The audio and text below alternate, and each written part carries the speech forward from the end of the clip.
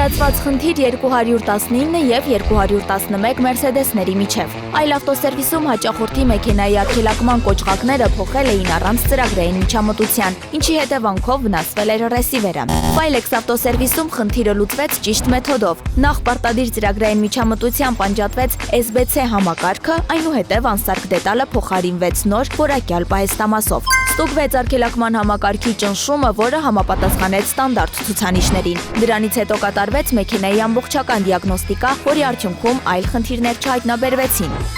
Կարևոր է իմանալ, SBC համակարգն ունի արգելակման ծրագրային սահմանափակում և դրա լրանալուն պես մեքենան դադարում է արգելակել։ Filex ավտոսերվիսում մենք կատարում ենք նաև այդ ծրագրային սահմանափակման զրոյացում, ապահովելով ձեր և ձեր մեքենայի անվտանգությունը։ Խուսափեք նման խնդիրներից դիմելով Filex ավտոսերվիսին։